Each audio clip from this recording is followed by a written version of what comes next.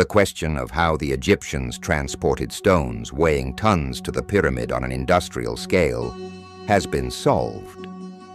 Here you can find out why the methods discussed so far are unsuitable, and how the ingenious idea of transporting the stone blocks on a large scale must inevitably have come about. For centuries, scholars have been captivated by the enigma of how the ancient Egyptians managed to transport the colossal stones that formed the magnificent pyramids. Monoliths that defied imagination and weighed several tons each. These stones, each one averaging 1.5 tons or more, could not be simply pushed, nor could they be lifted by human hands alone. Their immense weight. Even if every man summoned his strength, there was simply no room for enough hands to grasp the stone. A crowd of 20 men would be needed, each lifting a staggering 75 kilograms just to inch one of these stones forward. But such a feat was not one of brute force alone. Human ingenuity had to step in where raw strength fell short. Without the aid of clever tools and techniques, methods passed down through generations, perhaps lost to time, these stones would remain motionless, defying all efforts to budge them, as if anchored to the earth by invisible forces. There are speculations that wooden sledges were used to transport the stones, which the workers pulled across the ground. It is also assumed that the stones were placed on several logs and pushed and pulled by the laborers. The logs were repeatedly moved from the back to the front as they were pushed under the stone. On closer inspection, both methods proved to be feasible for demonstration purposes, but unusable on an industrial scale. Why? Due to the strong friction on the ground, a sledge had to be pulled by a large number of workers with ropes. The maximum pulling force of one person is about 500 newtons, or 50 kilograms. Adding the weight of the sledge itself, more than 40 men would certainly be needed to pull it uphill. In addition, the workers needed space between them and distance from the sledge to pull effectively. This method was enormously labor-intensive, error-prone, slow, and inefficient. Could it manage 3 million stones in 20 years? That's more than 400 blocks per day, requiring at least 100 teams of 40 men, working tirelessly for 12 hours and hardly ever making mistakes. The use of round timbers reduces frictional resistance considerably. However, handling the round timbers is more complex. The stone and road must be extremely smooth. If they aren't, the logs will get stuck, shift uncontrollably, or roll into hollows. Additionally, the Egyptians couldn't produce perfectly round, uniform logs as we do today. Without modern tools like lathes, uneven logs would get stuck or slip. So, while these methods work for small demonstrations, they are impractical for industrial use. Now, what if the Egyptians didn't use these traditional methods? What if they found a simpler, more ingenious solution? I propose a theory. They may have rolled the stones themselves. By adding wooden planks to the flat sides of the stones and wrapping them with ropes, the Egyptians could create a rounder shape. This allowed the stones to roll, eliminating the issue of flat sides interfering with movement. However, the excessive wear and tear on the ropes and slippage of the wooden planks would still pose a problem. So, they likely refined this method further. Instead of tying wooden pieces randomly, they could have prepared stable wooden molds. Let's call them rolling segments. These molds would form a round shape around the stone, secured by ropes in grooves to prevent wear and tear. With this setup, fewer workers could pull the stones, making them more maneuverable. This would also allow stones to roll around bends, over obstacles, or even up slopes with minimal effort. For example, by attaching ropes to rolling segments with metal end pieces, They could pull the stones up the steep sides of the pyramid without the need for a massive ramp. A simple wooden track on the pyramid and human traction would suffice. To validate this theory, we would need to find evidence, like a rolling segment, left behind. Could such a clue already exist? It's a question worth exploring. Building the pyramids with 3 million stones, each weighing an average of 2.5 tons, remains an enormous task. But this theory offers a more credible explanation than others. Thank you so much for your interest. I truly appreciate it.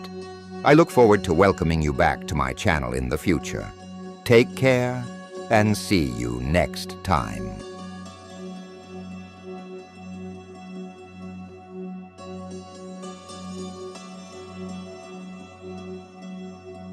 Imagine a leader whose shadow stretches across millennia, a figure so imposing that his deeds shaped not only the destiny of his people but the very course of history. This is Ramses II, more commonly known as Ramses the Great, a pharaoh of ancient Egypt renowned for his power. 66 years, Ramses was not just a ruler, he was a feared warrior, an unmatched strategist, a monumental builder, and above all, a living symbol of divine power who transformed Egypt into a global powerhouse. To understand Ramses' legacy, we need to look beyond the colossal temples he erected and the immense statues depicting his majesty. Ramses was a ruler who deeply understood the power of image and narrative. He wielded both the sword and the mason's hammer to ensure that his name would be remembered forever. An era of challenges and opportunities.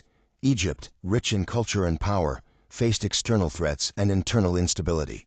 However, under his leadership, the kingdom thrived, with the pharaoh cementing his rule not only through battlefield victories but also through skilled diplomacy. Ramses II was born to be a pharaoh. From an early age, he was destined to wear the crown of one of the most powerful and ancient realms in human history. His ascent to the throne was no accident. He came from a strong and established royal lineage. At the age of 14, Ramses was appointed co-regent by his father, Seti I. This strategic move ensured a smooth transition when Seti passed away. Ramses accompanied his father on military campaigns, learning the art of war and administration. When Seti I died, Ramses ascended to the throne of a prosperous Egypt. However, external threats, particularly from the Hittites and other northeastern neighbors, demanded a firm and visionary leader. Internally, the country was still recovering from tumultuous dynastic changes. During Ramses' rise, Egypt was a deeply hierarchical society where the pharaoh was not just a king but also seen as a living god. He was responsible for maintaining cosmic order, known as Ma'at, the justice and balance of the universe. In one of the most dramatic episodes of ancient military history, Ramses II faced one of the greatest challenges of his reign, the Battle of Kadesh. Fought in 1274 BC, this battle was a colossal military confrontation that shaped the fate of Egypt and Anatolia. Although the Battle of Kadesh did not result in a decisive victory for either side, it was pivotal for the politics of the time. In 1259 BC, Ramses and the Hittite king Mortali II agreed to negotiate a treaty, one of the earliest formally documented peace agreements in history. Ramses II's greatness is equally built upon a legacy of architecture and engineering. Among Egypt's most iconic wonders, the Temple of Abu Simbel stands as one of Ramses' greatest legacies, reflecting his magnificence and devotion to the gods. Located on the banks of the Nile near the border with Sudan, Abu Simbel is an impressive example of engineering and a powerful symbol of Ramses' grandeur. The complex consists of two temples carved directly into the rock, designed to reflect the magnificence of the pharaoh. The smaller temple at Abu Simbel, dedicated to Ramses' wife Nefertari and the goddesses Hathor and Isis, is equally impressive. The construction was strategically positioned so that twice a year, the rays of the sun would illuminate the statues of the gods inside the temple. Ramses II's architectural projects were not merely expressions of wealth and power, but also propaganda tools designed to perpetuate his image as a divine pharaoh. His monuments and achievements, ensuring his influence would endure for millennia. Ramses II's relationship with his wife Nefertari is often described as a story of mutual love and admiration. He dedicated one of his most grandiose architectural projects, the smaller temple at Abu Simbel, to her, highlighting her importance and position in the Egyptian pantheon. Ramses II had several other wives and concubines throughout his reign. These relationships were not merely personal but also political, ensuring the continuity of the royal lineage. His son Merenta eventually succeeded him as pharaoh. Ramses II is remembered not only for his military and architectural achievements, but also for his exceptional skill in managing a vast empire. Effective administration began with strategic decentralization, delegating authority to provincial governors and local administrators. Diplomacy with the Hittites was not just about securing peace, but also about establishing a strategic alliance. The treaties signed between the two empires included clauses for economic and military cooperation, strengthening bilateral relations and securing a period of stability. During Ramses' reign, there was a notable revival of religiosity in Egypt. The pharaoh promoted large-scale rituals and ceremonies, often personally participating in religious practices. He also ordered the construction of impressive monuments dedicated to important deities. Ramses II built a new capital, Pyramus, war and grandeur of the pharaoh. In the final years of his reign, Ramses II faced a series of challenges. As he aged, issues related to his health and well-being became increasingly pressing. Conscious of the inevitability of his death, Ramses took careful measures to prepare for his succession and secure the continuity of his reign. The construction of Ramses II's tomb in the Valley of the Kings was a monumental project, reflecting the importance of ensuring an eternal rest worthy of a pharaoh. The tomb, with its impressive decorations and inscriptions, was designed to ensure that Ramses would be celebrated and remembered in the afterlife. Despite the challenges and limitations imposed by age, Ramses II maintained firm control over the empire until his final days. His reign is one of the most grandiose and significant of ancient Egypt, reflecting the importance and power of the pharaoh. His legacy endures as a symbol of how power can be expressed and perpetuated through tangible achievements and the construction of a lasting image. In the depths of Saqqara lies an ancient enigma, a chamber housing massive granite boxes, each weighing up to 100 tons. How did the ancients create and transport these giants? And even more puzzling, what were they used for? In 1852, French Egyptologist Auguste Mariette stumbled upon this strange tomb. What he found was a labyrinth lined with enormous granite sarcophagi. No one had touched these artifacts for 3,000 years, until Mariette decided to uncover their secrets. The sarcophagi are often thought to be burial sites for sacred Apis bulls, yet not a single Apis bull has been found within these immense coffins. Could there be another, more profound reason for their existence? Some believe these boxes were designed not for animals, but for something much larger, perhaps giants from another age. Others propose that these boxes hold evidence of advanced technology that ancient Egypt may have wielded. Could it be that the Egyptians possessed knowledge we can't even comprehend? Mariette ventured further into what he dubbed the Tomb of the Giants, uncovering massive stone structures like nothing ever seen. But each one was empty, strangely untouched by time or grave robbers. Crafted from single slabs of granite, transported over hundreds of miles, these sarcophagi are technological wonders. How did the Egyptians carve such precise structures without modern tools? And how did they transport these mammoth stones? The interiors of these boxes feature exact 90-degree angles, yet the exteriors appear rough and unfinished. Was this intentional? Some suggest that ancient Egyptians possessed tools and techniques far beyond what historians believe. Alternative theorists draw connections between these boxes and biblical giants, or even Nephilim. Did the Egyptians repurpose these structures from an earlier, more mysterious civilization? A radical theory suggests these sarcophagi were ancient batteries, designed to generate electricity by harnessing pressure and quartz crystals. Could these boxes have served a high-tech purpose in an ancient society? Despite decades of study, the true purpose of the Saqqara sarcophagi remains elusive. Were they meant to lock away something powerful, or do they hide a technological secret lost to time? Some say Coptic monks destroyed these sacred artifacts, yet others argue that they were preserved deliberately to conceal a hidden truth. Who were these boxes meant to protect or keep out? Even though no Apis bulls have been found, historical records confirm an Apis bull cult in ancient Egypt. But why would this vital detail be missing from such an elaborate site?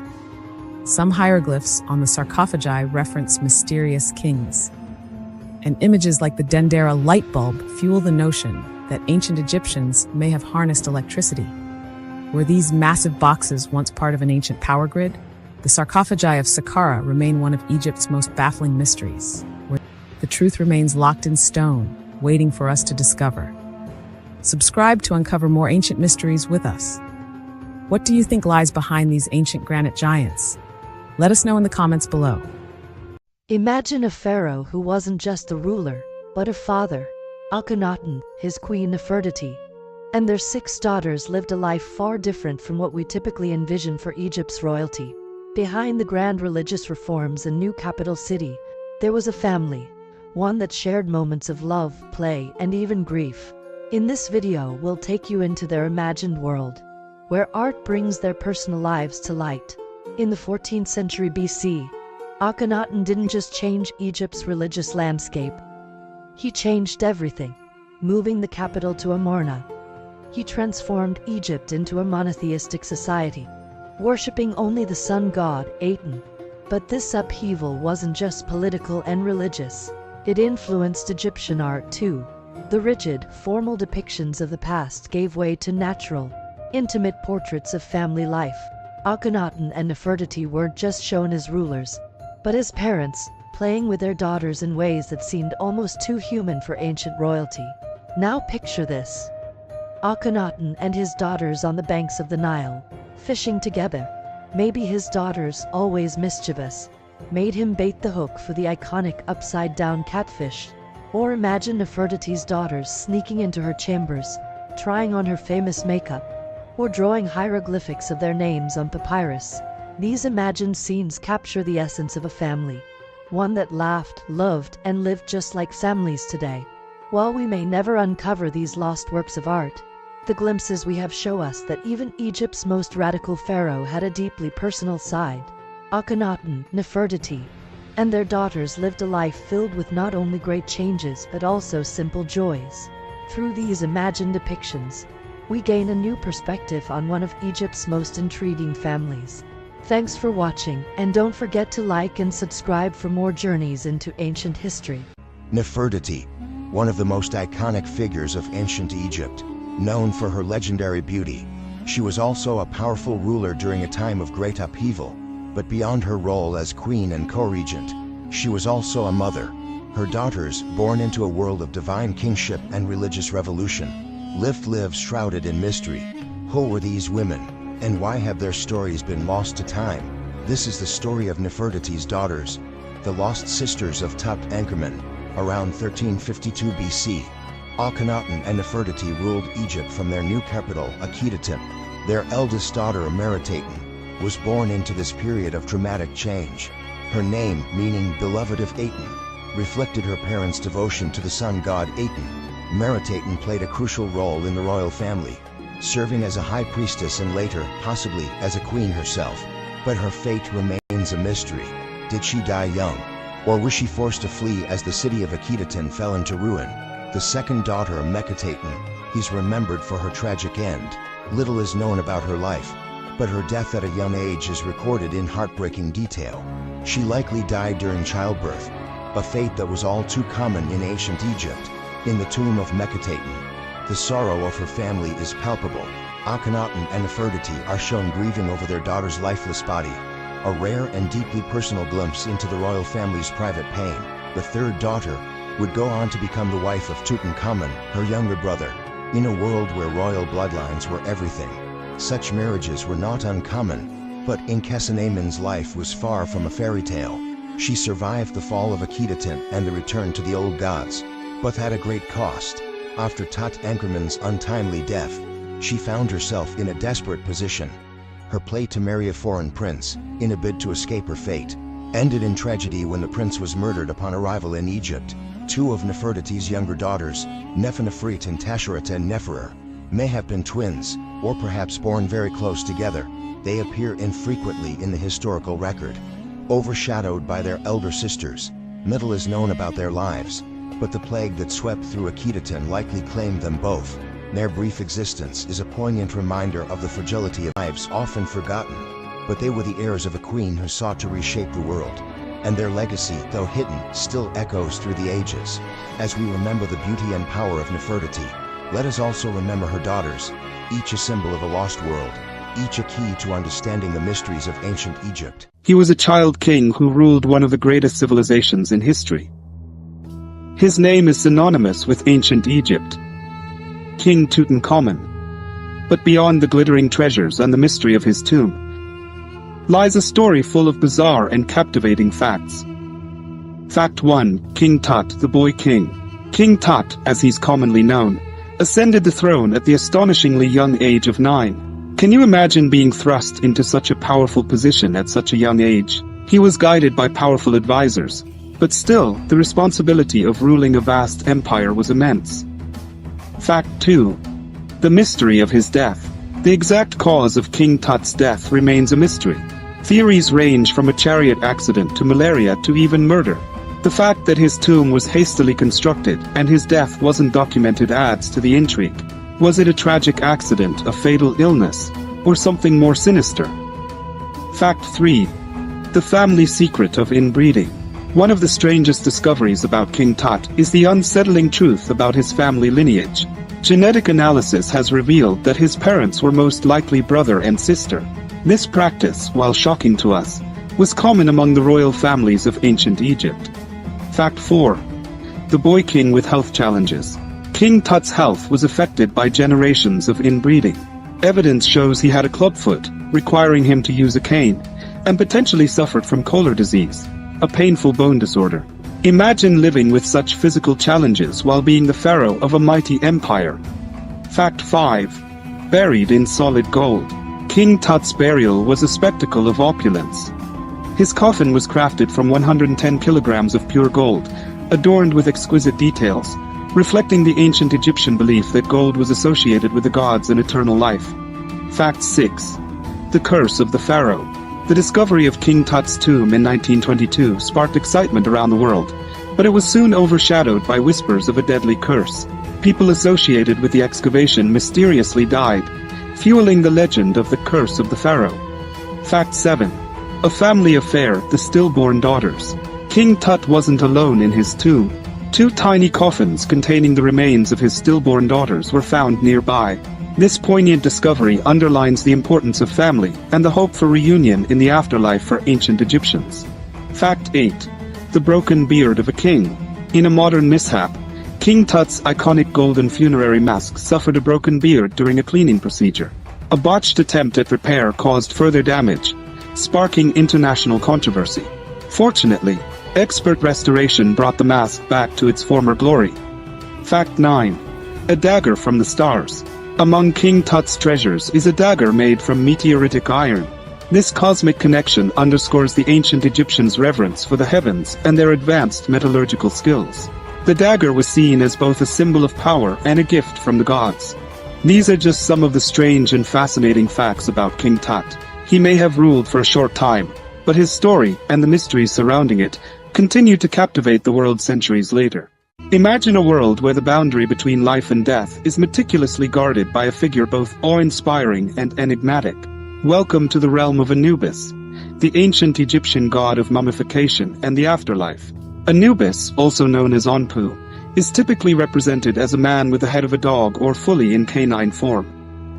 He is often painted wearing a ribbon and holding an akaka, a special cloak. In the First Dynasty, Anubis was revered as the protector of tombs and the master of embalming. But as history unfolded, his role evolved. By the Middle Kingdom, Osiris had taken over as the ruler of the afterlife, yet Anubis remained indispensable. One of Anubis's most crucial duties was guiding the dead to the afterlife. During the weighing of the heart ceremony, he determined whether a soul was worthy to enter the realm of the dead. Despite his significance, Anubis rarely appeared in Egyptian myths, making his presence even more mysterious. Anubis was always depicted in black, a color symbolizing rebirth and the fertility of the Nile, as well as the discoloration of bodies after mummification. This duality is central to his role in the cycle of life and death.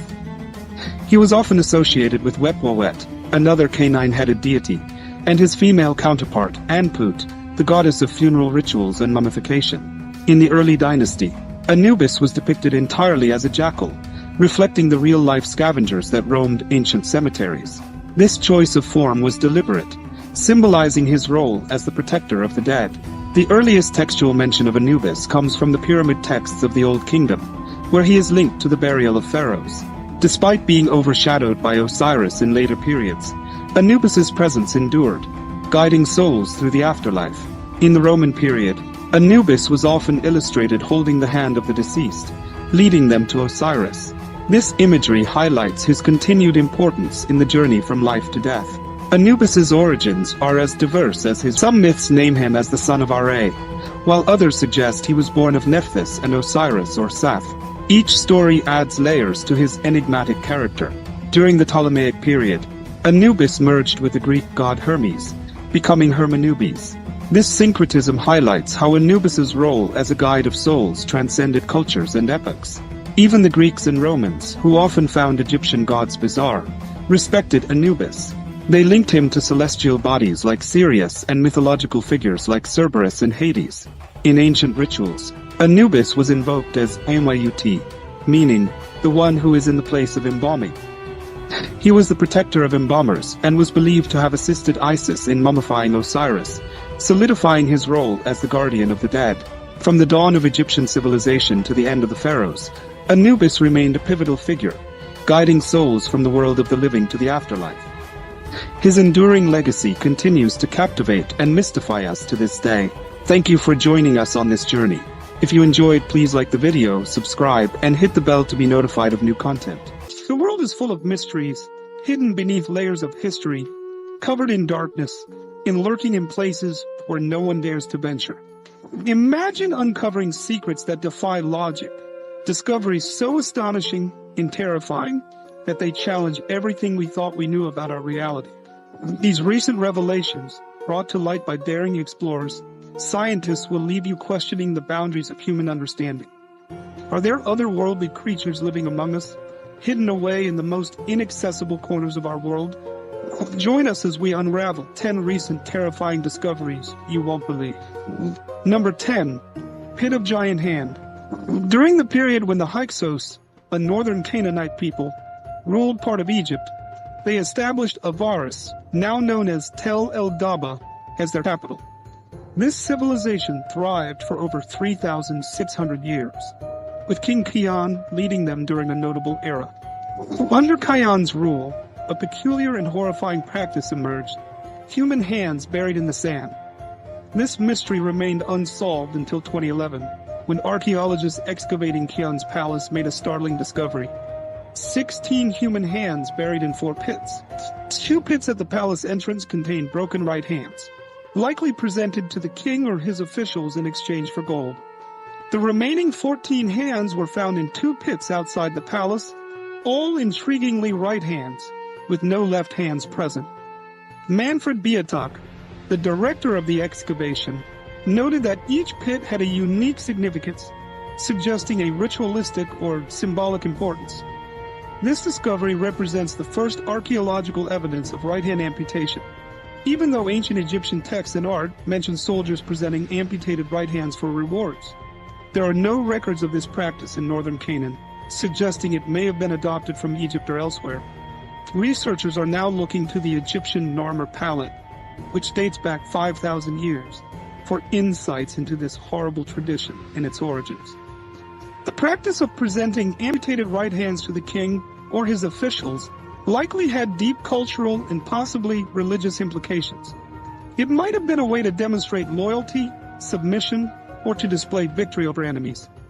The fact that only right hands were found could indicate a specific ritualistic significance, as the right hand was often considered the dominant hand, symbolizing power and authority. The Hyksos' rule over Egypt was marked by significant cultural and technological exchanges, which might explain the adoption of such practices. This era also saw the introduction of new military technologies and administrative practices that influenced Egyptian society long after the Hyksos were expelled. The discovery of these hands provides a fascinating glimpse into the complex and often brutal world of ancient Egypt and its interactions with neighboring cultures. In addition to the excavation findings, the broader historical context of the Hyksos period reveals a time of significant disruption and transformation in ancient Egypt. The Hyksos introduced the horse and coaches, advanced fortification techniques, and new forms of weaponry, which were later adopted and adapted by the Egyptians. The legacy of the Hyksos period is a proof to the dynamic and interconnected nature of ancient civilizations, where cultural exchange often occurred through both peaceful and violent means. Number 9. Lost Golden City. In 1922, British archaeologist Howard Carter made a groundbreaking discovery